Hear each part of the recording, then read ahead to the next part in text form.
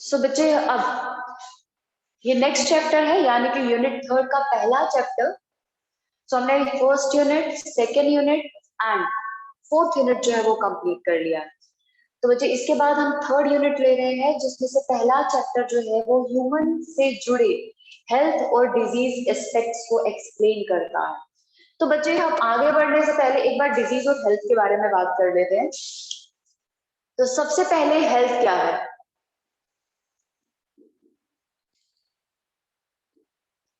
Health is related to physical, mental and social well-being. Physical, mental and social wellbeing को health कहा जाता है। और बच्चे डिजीज और हेल्थ आपस में रिलेटेड एस्पेक्ट्स हैं, because disease means discomfort. Disease means discomfort and it's mainly due to invasion of some pathogen, some disease causing organism. तो डिजीज जो है डिसईज यानी कि discomfort due to improper functioning of any organ or structure। पर यहां पे हम improper functioning की बात कर रहे हैं, किसी ऑर्गन या टिश्यू के फंक्शन ना होने की बात कर रहे हैं। सो बच्चे अब ऑब्वियसली जो कोई पैथोजन जब बॉडी में आ रहा है वो नॉर्मली जो है क्या रेस्ट करने तो आएगा नहीं, ऑब्वियसली किसी भी ना किसी स्ट्रक्चर को टारगेट करेगा। सो बच्चे वो स्ट्रक्चर को टारगेट करता है, यानी कि ऑर्गन को टारगेट करता है, और उस ऑर्गन को टारगेट करने के बाद नॉर्मल फिजियोलॉजी को ऑल्टर कर देता है, जिसकी वजह से डिस्कम्फर्ट फील होगा। एंड ये डिजीज कंडीशन जो है वो जेनेटिक डिजीज की वजह से, जेनेटिक मैनिपुलेशन की वजह से भी हो सकती है, किसी टिश्यू मैनिपुलेशन की वजह से भी हो सकती है, किसी सेल मैनिपुलेशन की वजह से भी हो सकती है। तो डिजीज किसी भी रीजन से हो सकती है and this disease ultimately affects our health. Physical और मेंटल हेल्थ को इफेक्ट करती है, जिसकी वजह से सोशल हेल्थ जो है वो भी डिस्टर्ब हो जाएगा। तो मतलब डिजीज और हेल्थ जुड़े हुए हैं।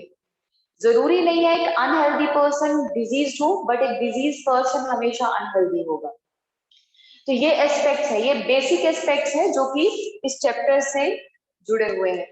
लेकिन बच्चे हमें इस केस में जो डील करना है वो थोड़ा सा डिटेल्ड कॉन्सेप्ट है, यानी कि डिजीजेस कौन कौन सी होती हैं, कौन कौन से पॉजिटिव ऑर्गेनिजम्स हैं, उसके क्या क्या इफेक्ट्स और सिम्टम्स आते हैं, वो चीजें हमें डील करनी है। उसके बाद सेकेंड एस्पेक्ट इम्यूनिटी। इम्यूनिटी जो बहुत ही इंपॉर्टेंट फैक्टर है इन डिजीजेस से लड़ने के लिए, उसके बारे में बात करनी है। And third we have cancer as a topic, cancer रहेगा। उसके बाद HIV एक अलग से टॉपिक है इस चैप्टर में, and further drugs and alcoholism. तो बच्चे ये चीजें हैं जो हमें इस चैप्टर में डील करना है, यानी इस चैप्टर में बहुत सारी वैरायटी है जो अलग अलग से हमें डील करती जानी है। लेकिन मैं जो सबसे पहला टॉपिक ले रही हूँ वो है इम्यूनिटी। तो इम्यूनिटी में सबसे पहले लूंगी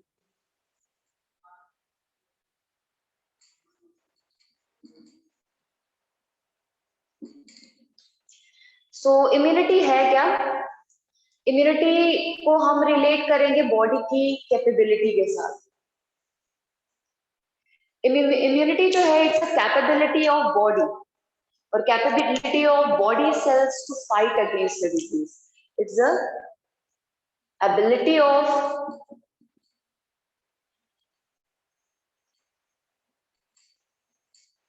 body to fight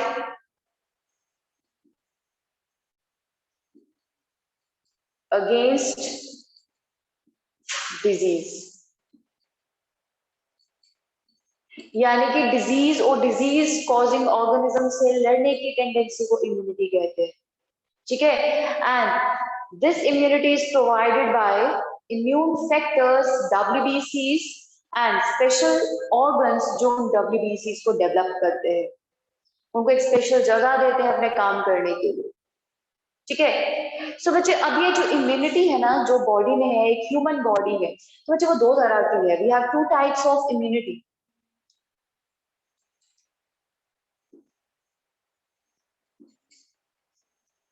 We have two types of immunity, that is innate and acquired immunity. हमारे पास इम्यूनिटी में और भी बहुत सारी क्लासिफिकेशंस हैं जो हम लेटर ऑन डील करते जाएंगे, लेटर ऑन डील करेंगे।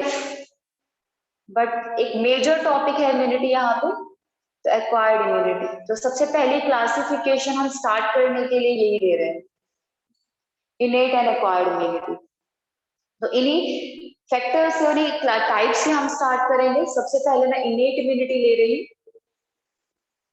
तो इनेट इम्यूनिटी वो इम्यूनिटी होती है बेटा जो बाय बर्थ रहती है।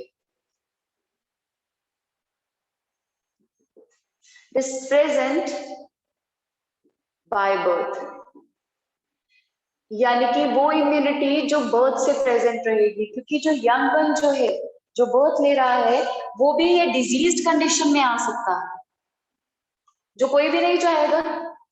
ऑल्दो जो यंग वन अभी इनिशियली जस्ट बर्थ ले रहा है, उसकी इम्यूनिटी डेवलप नहीं हुई है, तो उसकी इम्यूनिटी जब डेवलप ही नहीं हुई है तो उसे कुछ ना कुछ बेसिक लेवल पे प्रोटेक्शन तो चाहिए ना, है ना। तो वो बेसिक लेवल पे प्रोटेक्शन देने के लिए हमारे पास इनेट इम्यूनिटी होती है, जो सबसे पहले डेवलप होगी और हर किसी में होती है। अगर ये इम्यूनिटी नहीं रहेगी बेटा, तो बच्चे यंग वन जो है वो डिजीज रहेगा। And in fact the elder ones जो कि हमारे पास वीक इम्यूनिटी के साथ होते हैं, वो भी सस्टेन नहीं कर पाएंगे बच्चे। तो उन सब चीजों को देखते हुए इस इम्यूनिटी को डेवलप करने के लिए और मेंटेन रखने के लिए सबसे पहले इनेट इम्यूनिटी डेवलप होती है। ठीक है। सो इस इनेट इम्यूनिटी के बारे में बात करते हैं फर्दर। तो क्या क्या फैक्टर्स है जो ये इनेट इम्यूनिटी बनाते हैं। तो बच्चे हमारे पास this innate immunity is created by some barriers of body. Body के कुछ बैरियर्स है जो कि इस इम्यूनिटी को क्रिएट करते हैं। तो बैरियर को साइमल्टेनियसली डील करेंगे। तो सबसे पहला हमारे पास बैरियर है फिजिकल बैरियर। फिजिकल बैरियर जो कि चीजों को अंदर नहीं एंटर करने देता। तो मैं इसमें बता दूं अपना एपिथेलियम, लाइक स्किन। स्किन एक ऐसा स्ट्रक्चर है जिसमें सेल्स में गैप नहीं होता, इंटरसेलुलर स्पेस नहीं होता, एक प्रॉपर पीएच रहेगा, एक प्रॉपर केराटिन की लेयर रहेगी, जिसकी वजह से वायरस बैक्टीरिया तब तक स्किन से एंटर नहीं कर पाएंगे जब तक इंजरी नहीं हो जाती। तो बच्चे ये एक फिजिकल बैरियर की तरह काम करता है, यानी कि एक गैप और एक बैरियर क्रिएट करता है ताकि माइक्रोब जो है और पैथोजेंस जो है वो बाहर से बॉडी के अंदर ना जा सके। सो बच्चे physical barrier includes skin. Skin जो है वो यंग वन में भी होगा, एंड म्यूकस लाइनिंग। क्योंकि आपके माउथ में क्या है, मसल कैविटी में क्या है, पैसेज है ना पूरा डाइजेस्टिव ट्रैक्ट का। नेजल ट्रैक्ट में पैसेज है। तो बच्चे अगर नेजल ट्रैक्ट में अगर हम बात करें तो म्यूकस है हमारे, ये इसोफेगस में म्यूकस रहेगा।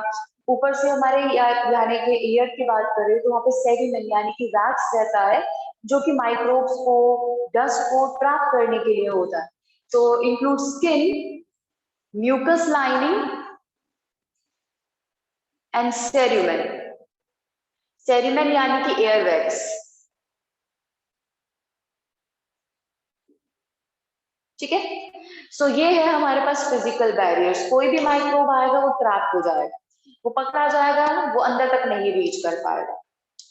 ठीक है। बट इस फिजिकल बैरियर के साथ साथ we have some more barriers to make efficient immune system और इम्यून बैरियर्स। तो बच्चे उसमें आते हैं फिजियोलॉजिकल बैरियर्स, जो फिजियोलॉजिकल प्रोसेसेस की हेल्प से केमिकल्स रिलीज करके इन ऑर्गेनिजम्स को किल कर देते। और बच्चे it includes excel in stomach, mucus kill नहीं कर रहा था बैक्टीरिया को, लेकिन HCl जो है वो किल करता है स्टमक के केस में। और उसके अलावा आपने बायोमोलिक्यूल्स में सुना है लाइसोजाइम के बारे में, जो कि नैग और नैन के बीच में जो बॉन्ड होता है, नैग और NAM, N acetyl glucosamine and N acetyl uronic acid, जो कि पेप्टिडोग्लाइकन बनाते हैं।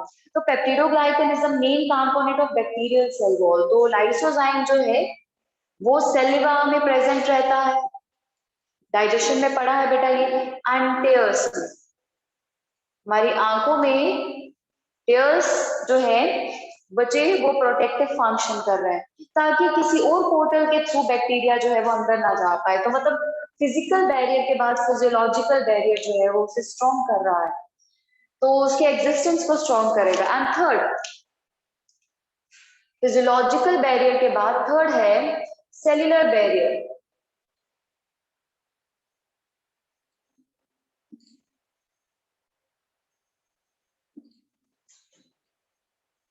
सेल्यूलर बैरियर जो है इसमें अब सेल्स इन्वॉल्व हो जाते हैं बेटा, जो कि इनिशियल लेवल पे डेवलप होते हैं, वो बिना सोचे समझे जस्ट अटैक करके किलिंग करते हैं।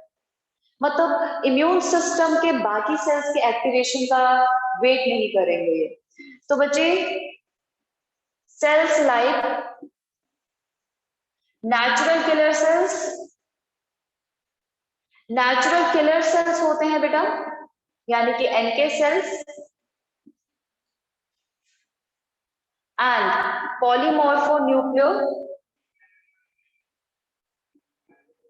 मॉर्फोन्यूक्लियर सेल्स। पॉलीमॉर्फोन्यूक्लियर सेल्स यानी कि PMNL, न्यूक्लियर लिम्फोसाइट्स।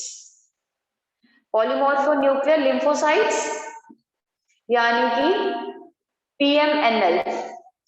तो बच्चे हमारे पास इनके केस में क्या होता है, जब भी कोई माइक्रोब या कोई बाहर से एंटीजन आता है ना, ये उसको डायरेक्टली रिकॉग्नाइज कर देते हैं, डायरेक्टली पहचान लेते हैं कि अपनी बॉडी का सेल तो नहीं। फिर ये देखेंगे नहीं कि बॉडी का सेल इंपॉर्टेंट है या नहीं है, वेट ही नहीं करेंगे, अल्टीमेटली अटैक करके उस वक्त किलिंग कर लेंगे। तो अगर मैं आपको बताऊं, हमारे पास जब रिस्पॉन्स होना होता है ना, हमारे पास मेन सेल्स जो होते हैं ना, आपने क्लासिफिकेशन पढ़ी है 11th में, WBCs के केस में ए ग्रैन्युलोसाइट्स के केस में आप लिम्फोसाइट्स पढ़ते हो। Lymphocytes are the main cells जो एंटीबॉडी सिंथेसिस भी करती है और इम्यून रिस्पॉन्स स्ट्रॉन्ग भी करती है। लेकिन बच्चे वो पहले सेल्स नहीं होते हैं जो कि डेवलप होते हैं रिस्पॉन्स के दौरान। अगर हम बात करें तो सबसे पहले सेल्स एनके सेल्स होते हैं। तो लिम्फोसाइट जो है वो इस तरीके की पीक बनाते हैं इम्यून सिस्टम में, यानी कि जब इन्फेक्शन हो जाती है वो इस तरीके से ग्रो करके इन्फेक्शन को इस तरीके से डेवलप करके अल्टीमेटली स्टैटिक रहते, नियरली स्टैटिक रह के बच्चे इम्यून रिस्पॉन्स बनाते हैं।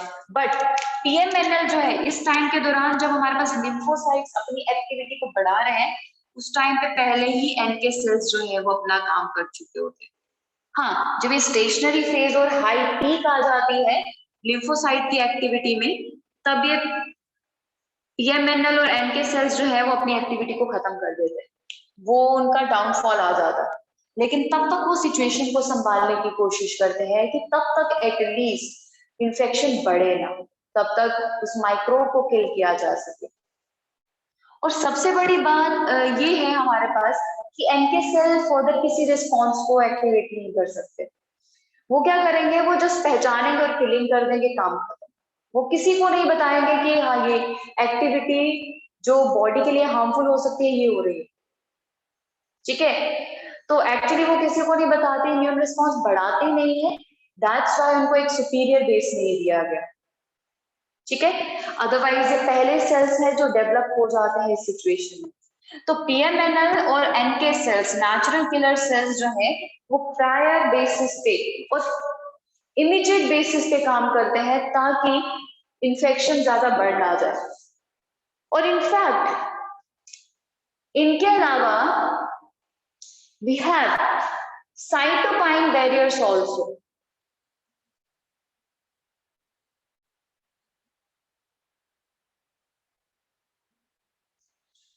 तो बच्चे अगर आप यहाँ पे देखो, हमारे पास इनेट इम्यूनिटी जो है वो हमारे पास काम कर रही है इसीलिए ताकि इनिशियल लेवल पे क्या किया जा सके, इम्यूनिटी बनाई जा सके। और यंगन जो है वो इतना स्ट्रॉन्ग भी नहीं होता कि इम्यूनिटी बना ले, एक ही बार पे उसके पास बहुत सारे रिस्पॉन्स हो, एक्टिव रिस्पॉन्स हो कि वो इमीडिएटली बना ले। तो इस पर्टिकुलर केस में अगर यंगन भी है यानी कि न्यूली बॉर्न भी है और एडल्ट भी है जिसने पहली बार किसी डिजीज को देखा है, तो उसके केस में क्या हुआ, अब इन्फेक्शन जो है वो सेल के अंदर रीच कर गई। जैसे कि कोई वायरस है, मेनली वायरस जो है उसके केस में एप्लीकेबल है, जैसे वायरस जो है वो बॉडी में एंटर कर गया ऐसे केस में। अब बॉडी में एंटर करने के बाद इम्यून सिस्टम से बचने के लिए वो चला गया होस्ट के सेल के अंदर। हमारी बॉडी में वायरस के लिए फेवरेबल सेल एपिथेलियम भी हो सकता है, बिल्कुल एचआईवी की तरह एक इम्यून सेल्स भी हो, एक इम्यून सेल भी हो सकता है, कोई भी हो सकता है बेटा, है ना। तो उस केस में अपने बाकी सेल्स को बचाने के लिए बॉडी क्या करेगी, एक इन्फेक्शन हो गया और इन्फेक्शन बढ़ती ही जा रही है और बढ़नी ही है, तो उस केस में सेल जो है वो बाकी सेल्स को अवेयर कैसे करेगा कि वो खुद को बचा के रखे, क्योंकि इम्यून सिस्टम तो यहाँ पे काम कर रहा है, फिजिकल बैरियर से बच गया, फिजियोलॉजिकल बैरियर से वायरस बच गया तो एंटर कर गया, सेल्यूलर बैरियर जो है वो इनएफिशिएंट हो जाएंगे इसके केस में, क्योंकि वायरस तो सेल के अंदर चला जाएगा, वो देखेंगे ही नहीं, वो पहचानेंगे ही नहीं। हाँ, थोड़ी देर बाद हमारे पास जो जिस सेल के अंदर वायरस होता है ना बच्चे हमारी बॉडी में, उसके केस में कंपोजिशन भी चेंज हो जाती है सेल की बाहर से, जिससे बॉडी पहचान लेती है, बॉडी के इम्यून सेल्स पहचान लेते हैं इसमें ये इन्फेक्शन है। बट वो कैपेबिलिटी एनके सेल्स और पीएमएमएल के पास इनिशियली नहीं होती कि वो पहचान के किलिंग कर सके, वो अथॉरिटी सिर्फ लिम्फोसाइट्स के पास है। तो तब तक बाकी सेल्स को अवेयर करने का काम इन साइटोकाइंस का होता है। तो बच्चे the cytokines are proteinous chemicals, ये प्रोटीनस केमिकल्स होते हैं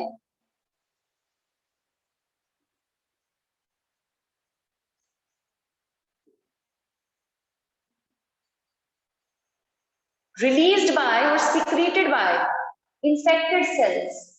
चाहे इन्फेक्टेड सेल जो है वो अब वायरस के कंट्रोल में है, बट फिर भी वो बॉडी का हिस्सा होने की वजह से अपना रोल फुलफिल करता है। तो बच्चे these are the proteinous chemicals release by infected cells to make healthy cells aware of disease, healthy cells aware of disease. तो बच्चे सेल्स जो है वो पूरी तरह खुद को इसके बाद बचा तो नहीं पाते, लेकिन बच्चे कुछ ना कुछ कोशिश जो है वो जरूर करते हैं ताकि इनिशियल लेवल को खुद को बचाया जा सके, इनिशियल लेवल पे खुद को सेफ रखा जा सके। ठीक है, अगर कोई ऐसा वायरस है जिसमें हमारे पास बहुत ही कम टाइटर वैल्यू है और अभी वो बॉडी में एंटर ही किया है, वो सेल में एंटर ही किया है, तो शायद इम्यून सिस्टम अपना काम कर पाए। बट अगर इन्फेक्शन ज्यादा है, वायरस का काउंट ज्यादा एंटर कर गया है, तो इम्यून सिस्टम से बढ़ते बढ़ते वो इन्फेक्शन हो ही जाती है, वो हम इवेड नहीं कर सकते फिर। ठीक है, तो ये 4 बैरियर्स जो है वो इस तरीके से काम करते हैं, मतलब इनिशियल इम्यूनिटी है, इनिशियल लेवल पे प्रोटेक्शन दिया जा रहा है। और बच्चे ये साइटोकाइंस जो रिलीज हुए ना, इनका एक नाम भी है, इनको कहा जाता है interferons, interferons. This chemicals, this proteinous cytokines जो communicate, cytokines are chemicals। बच्चे ये cytokines ही वो चीजें हैं जिसके थ्रू इम्यून सेल जो है अपने दूसरे इम्यून सेल के साथ कम्युनिकेट करते हैं। ठीक है, तो अगर हमारे पास इंटरफेरॉन्स रिलीज हो रहे हैं तो वो अनहेल्दी सेल हेल्दी सेल के साथ कम्युनिकेट करने की कोशिश कर रहा है। तो interferons are kind of cytokines for communication between unhealthy cell and healthy cell or immune cells.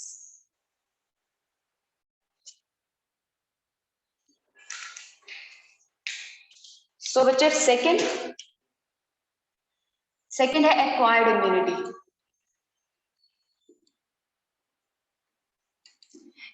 Acquired immunity नाम से ही पता चल रहा है वो immunity which is acquired by birth, which is this immunity is acquired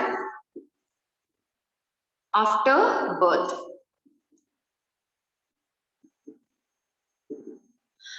और कब? जब body, when body encounters any pathogen, pathogen उन ऑर्गेनिजम्स को कहा जाता है जो डिजीज कॉजिंग होते हैं। तो जब बॉडी किसी पैथोजन को एनकाउंटर करती है तो जाके इम्यूनिटी एक्वायर होती है। ठीक है, तो बच्चे इम्यूनिटी बनती तब है जब बर्थ के बाद धीरे धीरे डिजीज को या माइक्रोब्स को ऑर्गेनिज्म फेस करेगा।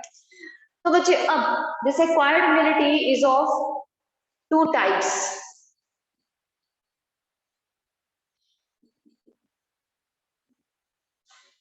जिसमें आएगा हमारे पास cell mediated and humoral immunity. Cell mediated immunity and humoral immunity.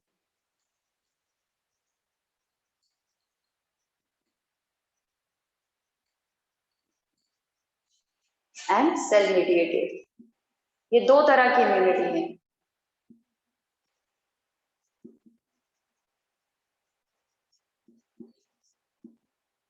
ठीक है, और यही दो इम्यूनिटी जो है वो रिस्पॉन्सेस बनाती है बेटा। तो अब इन इम्यूनिटीज के बारे में बात करते हैं, जिसमें से सबसे पहले मैं लेने जा रही हूँ humoral immunity.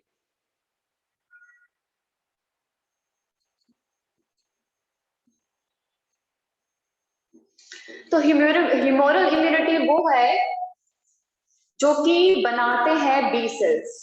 It is formed by B lymphocytes. तो WBC में एक ग्रैन्युलोसाइट्स हमने लिम्फोसाइट्स पढ़े हैं, जिसमें से एक लिम्फोसाइट्स बी लिम्फोसाइट्स होते हैं।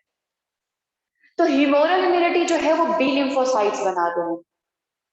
और बच्चे this humoral immunity works on basis of formation of antibodies. तो ये एंटीबॉडीज बना के काम करती है, यानी कि ह्यूमोरल इम्यूनिटी में हमारे पास बी लिम्फोसाइट्स होते हैं जो कि एंटीबॉडीज बनाते हैं। And this immunity, this system, humoral immunity system has two types of cells, यानी कि दो तरह के बी सेल्स होंगे।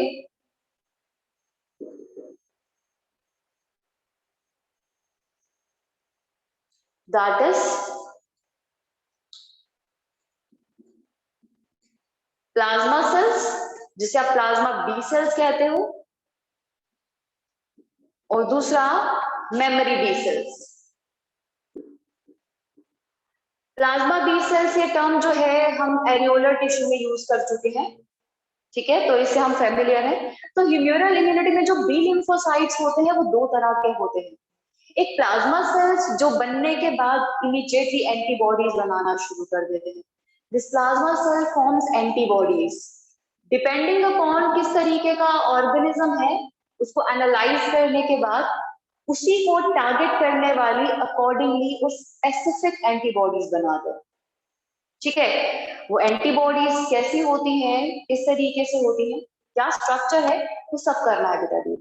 ठीक है, फिलहाल ये एंटीबॉडीज बनाते हैं। और एंटीबॉडीज आर एक्चुअली ग्लाइकोप्रोटीनस स्ट्रक्चर, जो प्लाज्मा मेम्ब्रेन, बी सेल के प्लाज्मा मेम्ब्रेन पे प्रेजेंट रहती है। हमने कहा ना प्लाज्मा मेम्ब्रेन में एक्सट्रिंसिक प्रोटीन भी होते हैं, उस एक्सट्रिंसिक प्रोटीन के साथ और लिपिड के पार्ट के साथ कार्बोहाइड्रेट जुड़े होते हैं। तो बच्चे जो आपको प्रोटीन दिख रहे हैं ना, जो बाहर की तरफ जिसके साथ वो कार्बोहाइड्रेट जुड़ा है, वो ग्लाइकोप्रोटीनस स्ट्रक्चर है। वो ग्लाइकोप्रोटीनस स्ट्रक्चर बी सेल्स में एंटीबॉडीज होते हैं, उनको एंटीबॉडीज कहा जाता है, because that glycoproteins structure has specialised function here, and this antibody specifically attacks pathogenic cells और उसको इमीडिएटली किल कर देती है। ठीक है, और बच्चे अटैक होने के बाद अल्टीमेटली क्या होता है, वो डिजीज वापस आ सकती है टाइम के साथ। तो इसीलिए प्लाज्मा सेल के साथ साथ सेम तरह के माइक्रोब के लिए और पैथोजन के लिए मेमोरी बी क्रिएट होती है in the form of memory B cells. यानी कि जिस तरीके की एंटीबॉडीज चाहिए हैं उस पैथोजन को किल करने के लिए, उसी तरीके की एंटीबॉडीज के साथ मेमोरी बी सेल्स बनेंगे जो ब्लड में लाइफ टाइम सर्कुलेट करते हैं। तो बच्चे it forms memory against a disease. अब डिपेंड करता है कि वो डिजीज कितनी स्ट्रॉन्ग थी, उसके अकॉर्डिंग हमारे पास बॉडी में मेमोरी बनती है। ठीक है, तो मतलब इसीलिए ऐसा होता है कि काफी सारी डिजीजेस के केस में इम्यून सिस्टम एफिशिएंटली एक्टिवेट होकर एक मेमोरी क्रिएट कर देता है, और नेक्स्ट टाइम वो डिजीज या तो होती नहीं है या तो बहुत ही वीक होती है, वो डिजीज इतना हार्म नहीं कर पाती। एंड बच्चे हमारे पास यही कॉन्सेप्ट, यही मेमोरी का कॉन्सेप्ट जो है वो इम्यूनाइजेशन और वैक्सीनेशन के दौरान यूज किया जाता है। ठीक है, क्योंकि मेमोरी को एक्टिवेट करना ही एक सोल कॉन्सेप्ट होता है वैक्सीनेशन का। तो वैक्सीनेशन में ही मेमोरी सेल्स को एक्टिवेट करने की कोशिश की जाती है। तो मतलब इस इम्यून सिस्टम का, ह्यूमोरल इम्यून सिस्टम और ह्यूमोरल इम्यूनिटी का काम जो है वो है एंटीबॉडीज क्रिएट करके इम्यूनिटी डेवलप करना, जबकि ये मेमोरी भी क्रिएट कर रहे हैं। इसीलिए बच्चे हमारे पास ये स्ट्रॉन्ग इम्यूनिटी का हिस्सा है, और ये लाइफ में तब क्रिएट हो रहे हैं, तब एंटीबॉडीज बना रहे हैं या तब मेमोरी बना रहे हैं जब इंफेक्शन हो रही है, उससे पहले नहीं। ठीक है, रिस्पॉन्स चाहे पहली बार हो चाहे दूसरी बार हो, ये एंटीबॉडी बना के ही काम करें। तो ये है हमारे पास ह्यूमोरल इम्यूनिटी का कॉन्सेप्ट। उसके बाद दूसरा है हमारे पास cell mediated immunity. Cell mediated immunity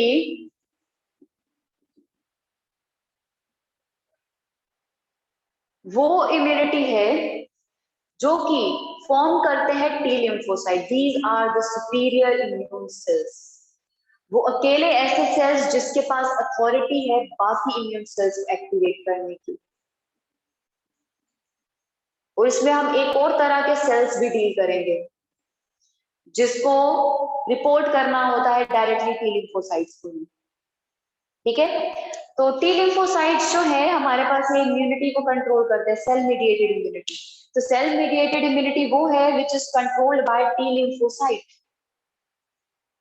ठीक है, एंड बच्चे it has 4 types of cells. इसमें 4 तरह के सेल्स होते हैं, इसमें 2 तरह के, इसमें 4 तरह के। ठीक है, तो मैं एक एक करके उन सेल्स के बारे में बात करूंगी। सबसे पहला तो हेल्पर टी सेल्स। मेन 2 ही हैं, हेल्पर टी सेल्स यानी कि टीएच सेल्स जिन्हें लिखा जाता है। ध्यान से सुनेंगे इसके बारे में। हेल्पर टी सेल्स जो होते हैं बच्चे वो बाहर नहीं घूमते, ज्यादा ब्लड में सिस्टम में ज्यादा नहीं घूमेंगे। ये क्या करते हैं, इम्यून ऑर्गन्स होते हैं जिसमें से एक आपने डील किया हुआ है दैट इज लिम्फ नोड्स। तो बच्चे वो लिम्फ नोड्स जैसे स्ट्रक्चर्स और पेयर्स पैचेस आप करते हो इंटेस्टाइन में, ऐसे स्ट्रक्चर में ये रहते हैं। रहने के बाद क्या होगा, कुछ स्पेशल तरह के सेल्स होते हैं जिन्हें एंटीजन प्रेजेंटिंग सेल्स कहा जाता है। रिलेटेड कॉन्सेप्ट्स हैं, ध्यान से सुनेंगे। तो एंटीजन क्या होते हैं, एंटीजन जो है वो एक सेल के सरफेस के ऊपर प्रोटीन्स होते हैं, लाइक एंटीबॉडीज जैसे आपके पास की। एंटीबॉडी का थोड़ा सा डिफरेंट फंक्शन है, इसीलिए वो थोड़ा सा अलग दिखे जाते हैं। तो बच्चे एंटीजन और एंटीबॉडी रियली सेम चीज है, बस एंटीबॉडी थोड़ी सी अटैकिंग नेचर की होती है। पर antigen are the surface proteins जिसको ये एंटीबॉडीज या इम्यून सेल्स रिकॉग्नाइज करते हैं, पहचानते हैं। इसी एंटीजेंस की वजह से पता चलता है कि सेल बॉडी का है या बाहर का। हमारे इस बायोस्फीयर में, अर्थ बायोस्फीयर में अभी तक कोई भी ऐसा ऑर्गेनिज्म नहीं है जिसके सारे के सारे एंटीजेंस मैच करते होंगे। तो इम्यून सेल उस एक डिफरेंस को और उस एक जीन के और एक अमीनो एसिड के डिफरेंस को भी पहचान लेता है। तो बच्चे अब क्या है, वो एंटीजन प्रेजेंटिंग सेल्स घूम रहे हैं ब्लड में, वो एंटीजन प्रेजेंटिंग सेल्स कौन है? मैक्रोफेजेस और खुद ये प्लाज्मा सेल्स। मतलब बी लिम्फोसाइट के पास टेंडेंसी है एंटीबॉडी बना के अटैक करने की भी, और दूसरी टेंडेंसी है एंटीजन को होल्ड करने की और उसे एनालाइज करने की। लेकिन बच्चे इन्हें अलग क्यों कहा जा रहा है? एंटीजन तो सभी इम्यून सेल्स पहचानते हैं, एनके सेल्स ने भी पहचाना, पीएमएनएल ने भी पहचाना। एंटीजन प्रेजेंटिंग सेल्स क्या करते हैं? उस एंटीजन को पहचान के सेल को किल करके एंटीजन को लेके आते हैं हेल्पर टी सेल के पास, उसको बताने कि हमने तो इस सेल को किल कर दिया है, लेकिन ऐसे और भी एंटीजन्स ब्लड सिस्टम में या टिश्यूज में हो सकते हैं। अब उसको खत्म करने के लिए हमें बाकी इम्यून सेल्स को एक्टिवेट करना पड़ेगा, जो सिर्फ ये सेल कर सकता है। लेट्स से बी सेल ने पहचाना या फिर मैक्रोफेज ने, किसी ने भी पहचाना उस एंटीजन को। ये एंटीजन खराब एंटीजन जो था वो बाहर का था, और उसको पहचाना, उनको लगा कि बाहर का सेल है, इंफेक्शियस हो सकता है, उसको किल कर दिया। अब किल करने के बाद उसका कोई एंटीजन का हिस्सा वो अपने साथ ले आएंगे। साथ लेके आने के बाद पहुंच जाएंगे टी हेल्पर सेल के पास, जो कहाँ पे है? जो लिम्फ नोड में रह रहा होगा, जो पेयर्स पैचेस में रह रहा होगा, जो स्प्लीन में रह रहा होगा। तो वहां पे जाएंगे और उसे बताएंगे कि ऐसा कोई एंटीजन वाला सेल जो है वो बॉडी में एंटर कर चुका है। एक है तो मल्टीपल भी हो सकते हैं, तो उसको मारने के लिए हमें पूरी फोर्स चाहिए जिसे एक्टिवेट करेगा ये टीएच सेल। ठीक है, तो मतलब टीएच सेल जो है वो खुद से कभी भी एंटीजन को नहीं पहचान पाता। क्यों? क्योंकि वो ऑफिस में बैठा है, वो काम कर रहा है, वो अपने रोल प्ले कर रहा है एक्टिवेशन का। मेन रोल जो है एंटीजन पहचानने का वो बी सेल्स कर सकते हैं, antigen presenting cell like macrophages कर सकते हैं। तो जो वो कर रहे हैं और वो पकड़ के ला सकते हैं सेल को, तो ये क्यों करेगा वो काम? है ना? तो ये हेड है, ऑफिसर है, तो इसलिए तो वो काम नहीं किया। लेकिन उस एंटीजन को जब ये एंटीजन प्रेजेंटिंग सेल लेकर आए, तो तब उसने पहचाना कि मुझे इस एंटीजन के अकॉर्डिंग कौन कौन से सेल को एक्टिवेट करना चाहिए, कौन कौन सी वैरायटी को एक्टिवेट करना चाहिए। ठीक है, फिर ये कैलकुलेशन करेगा। ठीक है, लेकिन तब तक उसको एंटीजन ला के देना पड़ेगा। तो मतलब हमारे पास हेल्पर टी सेल्स जो है दे एक्टिवेट्स immune cells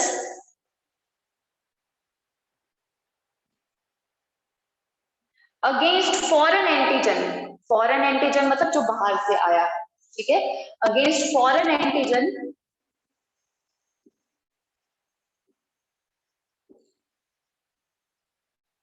ठीक है, एंड ऑल्सो किल्स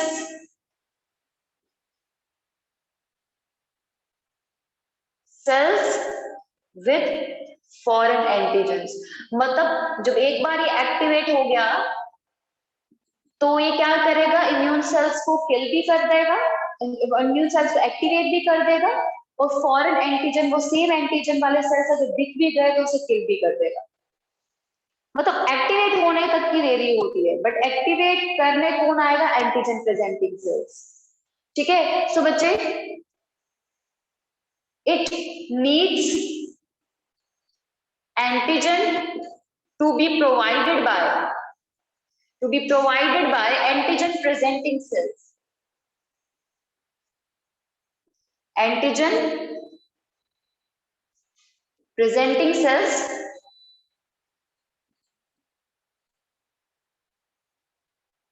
ठीक है। तो बच्चे अब ये एंटीजन जो है वो टी हेल्पर सेल ने पहचाना कैसे? एंटीजन प्रेजेंटिंग सेल्स को चलो लेकर आए एंटीजन को, लेकिन टी हेल्पर सेल जो है वो तो हाथ से उठाएगा ही नहीं, है ना? ही उसके पास दिमाग है, अपने कुछ ऑर्गेनली से जिससे वो काम कर रहा है। तो हेल्पर टी सेल्स के पास ना एक रिसेप्टर होता है जिसे CD4 रिसेप्टर कहा जाता है, उसकी हेल्प से ये पहचानता है एंटीजन को। जैसे कि हमारे पास ये है टी सेल है, इसके पास ये CD4 रिसेप्टर है। ठीक है, ये CD4 रिसेप्टर है, और अल्टीमेटली मैक्रोफेज क्या आया? मैक्रोफेज आया, उसके अपने रिसेप्टर के पास एंटीजन लगा हुआ है। ठीक है। तो ये रिसेप्टर जो है जिसमें एंटीजन लगा हुआ है, इस रिसेप्टर को ये CD4 रिसेप्टर पहचानता है और अल्टीमेटली फिर ये एंटीजन आइडेंटिफाई किया जा सकता है बाय सेल। अदरवाइज नहीं, मतलब ये CD4 रिसेप्टर चाहिए ही चाहिए।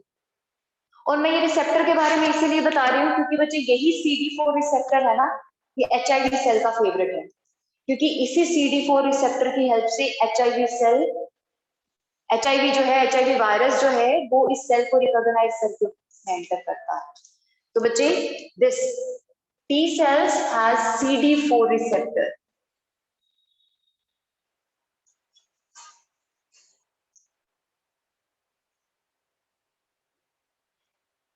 ठीक है, तो मतलब क्या क्या चीजें पढ़ी हमने। TH सेल जो है उसमें CD4 रिसेप्टर है, उसको काम करने के लिए और एक्टिवेट करने के लिए एंटीजन प्रेजेंटिंग सेल्स चाहिए, जिसे एंटीजन ला के देते हैं, और एक्टिवेट होने के बाद ये खुद को भी एक्टिवेट करता है और इम्यून सेल्स को भी एक्टिवेट करता है, यानी कि और मैक्रोफेजेस और बी सेल्स और टी सेल्स सबको एक्टिवेट करेगा ताकि अब वो अटैकिंग अरेंजमेंट बना सके बॉडी में। ठीक है, तो मतलब TH सेल एक्टिवेट होने के बाद खुद को भी एक्टिवेट करेगा, इसको भी एक्टिवेट करेगा ताकि और मैक्रोफेजेस और टी सेल्स और बी सेल्स बनते जाए। वो भी किससे स्पेसिफिक, वो उस एंटीजन से स्पेसिफिक।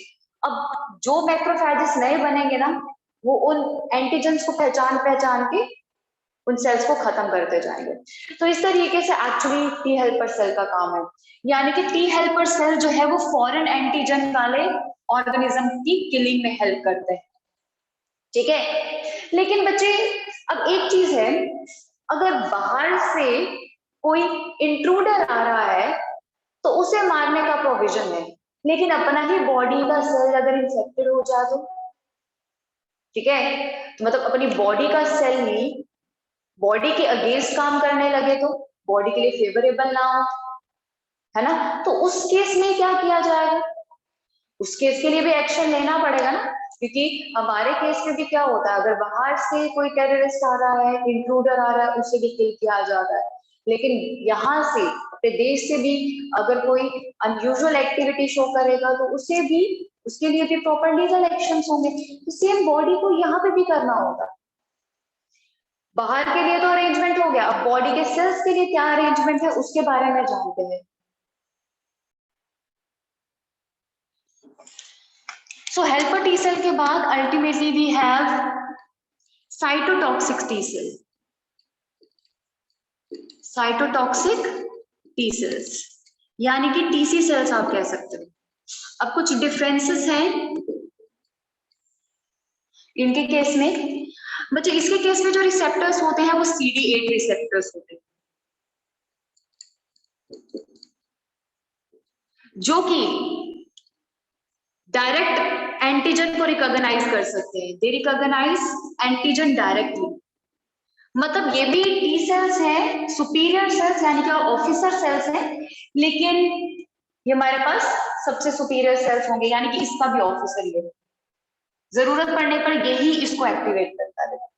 ठीक है, so it recognise antigen directly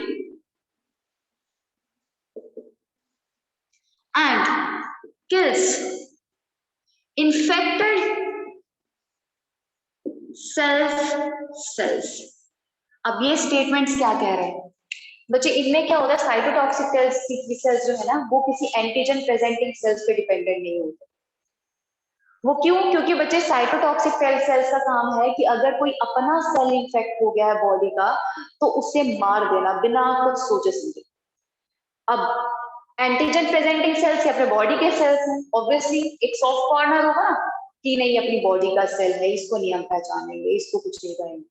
तो वो ये चीज इन्होंने यही करते हैं, ये ज्यादा मॉडिफिकेशन चेक नहीं कर पाते, इसीलिए साइटोटॉक्सिक टी सेल जो है जैसे ही उनको पता चलता है कि ये सेल इंफेक्टेड है, मतलब कैंसरस है या इसके अंदर वायरस है, क्योंकि जो इन्फेक्टेड सेल होता है ना बेटा बॉडी का, वो अपना एंटीजेनिक अरेंजमेंट थोड़ा सा तो चेंज करता है, इसीलिए बच्चे साइटोटॉक्सिक सेल जो है वो थोड़े से चेंज को पहचान कर इसे खत्म कर देते हैं।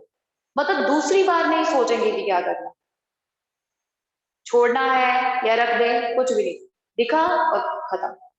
ठीक है। तो मतलब बॉडी की क्लीनिंग कर दी इन्होंने, है ना। तो मतलब बाहर से कोई आया तो उसको उसको मारने के लिए हेल्पर टी सेल्स, बॉडी का कोई इन्फेक्टेड सेल है तो साइटोटॉक्सिक टी सेल्स। लेकिन बच्चे ऐसे केस में जब इन्फेक्शन होती रहती है बॉडी में, तो बी सेल के साथ साथ टी सेल को भी मेमोरी रखनी चाहिए ना। तो इसीलिए बच्चे ये भी स्टोर करते हैं मेमोरी अगेंस्ट रिस्पॉन्सेस, ये मेमोरी स्टोर करते हैं। तो इसी वजह से बी और टी मेमोरी सेल स्टोर होकर अल्टीमेटली बॉडी में सेकेंड टाइम इन्फेक्शन को होने नहीं देते। वैक्सीनेशन भी बेटा इसीलिए करवाया जाता है ताकि हमारे पास मेमोरी क्रिएट हो जाए और इन्फेक्शन ना हो, ताकि सेल्स को जो डिले हो रहा था ना रिस्पॉन्स देने के लिए, हमने कहा ना एनके सेल्स पहले काम कर लेते हैं और मेमोरी टी सेल्स या बी सेल्स या बाकी इम्यून सेल्स को काम करने में टाइम लगता है। तो उस गैप को फिल करने के लिए अगर मेमोरी आ जाए बीच में तो रिस्पॉन्स जल्दी हो जाएगा, तो उसके लिए मेमोरी है बेटा। तो it stores memory against disease, कि किस तरीके का रिस्पॉन्स बनाया था, कौन से एंटीबॉडीज बनाई थी, ठीक है, क्या एक्टिविटी की थी, वो सब मेमोरी स्टोर होती है। लेकिन बच्चे अब टी सेल्स की अगर आप एक्टिविटी देखो तो कोई छोटी एक्टिविटी तो नहीं हो रही ना, कितना ह्यूज रिस्पॉन्स है।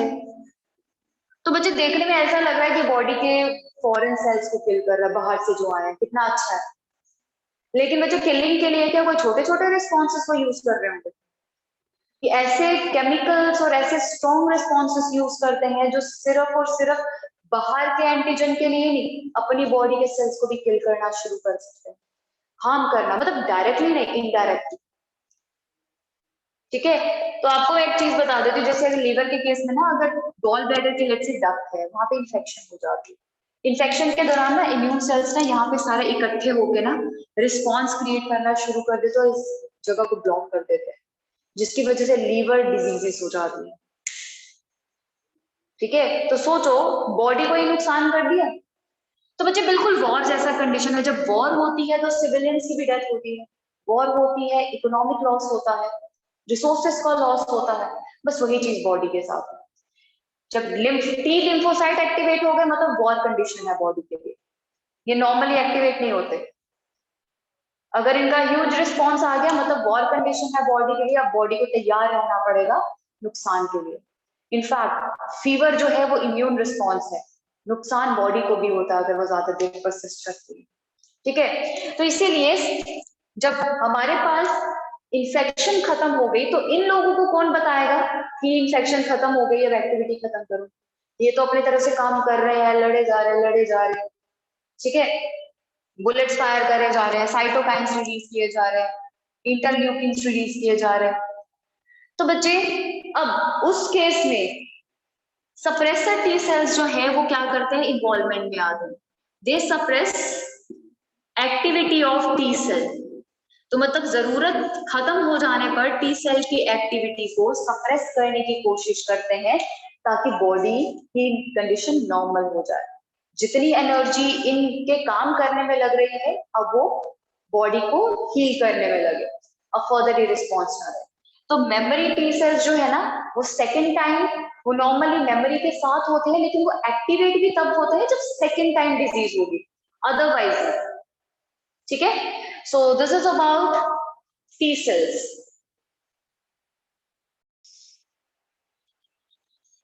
सो बच्चे अब जैसे हमने कहा था एंटीजन प्रेजेंटिंग सेल, इसके बारे में इंफॉर्मेशन ले लेते हैं।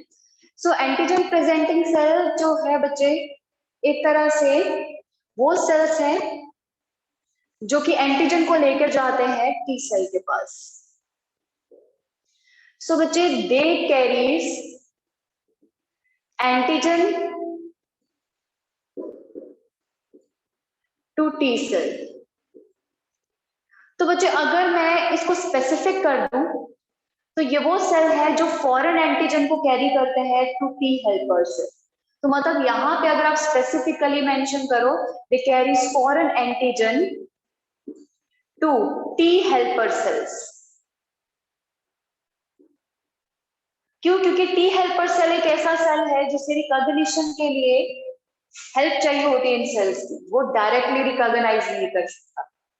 मतलब वो इस फैक्ट पे काम करता है कि इम्यून सेल्स जो है वो फॉरेन एंटीजन को पहचान नहीं लेंगे, तो इसलिए मैं अपना एफर्ट किसी और जगह लगाऊं जो कि इम्यून सिस्टम को स्ट्रॉन्ग करे, अपनी कैलकुलेशंस पे लगाऊं, तो वो डायरेक्टली इन्वॉल्व नहीं होता। ठीक है। और बच्चे हमारे पास एंटीजन प्रेजेंटिंग सेल्स जो है ना, वो सिर्फ टी हेल्पर सेल के लिए काम करेंगे, साइटोटॉक्सिक सेल के लिए भी नहीं, मेमोरी सेल के लिए, सप्रेसर सेल के लिए, किसी के लिए नहीं, ना ही बी सेल तो खुद भी हमारे पास एंटीजन प्रेजेंटिंग सेल है। ठीक है। सो बच्चे इसमें एग्जांपल है बी सेल्स यानी कि बी लिम्फोसाइट्स एंड मैक्रोफेजेस। याद रखेंगे macrophages and monocytes both are cell cells. बस जब तक वो ब्लड में सर्कुलेट कर रहे होते हैं, जब फ्रेश बनते हैं, ब्लड में सर्कुलेट करते हैं 4 घंटे के लिए, 4-5 घंटे के लिए, तब वो मोनोसाइट्स कहे जाते हैं। जब वो टिश्यू में आके एमेबॉइड स्ट्रक्चर ले लेते हैं तो बच्चे उसे मैक्रोफेज कहा जाता है। ठीक है। तो नियरली 4-5 घंटे का मोनोसाइट का सर्कुलेशन रहता है ब्लड में, और उसके बाद वो टिश्यू में एंटर कर जाता है, जिसके बाद उसका नाम मैक्रोफेजेस पड़ जाता है। ठीक है, जो इरेगुलर हो जाते हैं शेप में, ताकि टिश्यू के बीच में से मूवमेंट हो सके। तो ये है एंटीजन प्रेजेंटिंग सेल के बारे में, which is a part of acquired immunity. ठीक है, एक्वायर्ड इम्यूनिटी का हिस्सा ही है, क्योंकि एक्वायर्ड इम्यूनिटी को एक्टिवेट करने में हेल्प करते हैं। अब बच्चे ये जो रिस्पॉन्स जो बन रहे हैं ना, अगर इन्फेक्शन पहली बार हो रही है, बर्थ के बाद इंसान ने बर्थ ले लिया, इन्फेक्शन पहली बार हो रही है, तो बच्चे वो इन्फेक्शन जो है उसके केस में इम्यून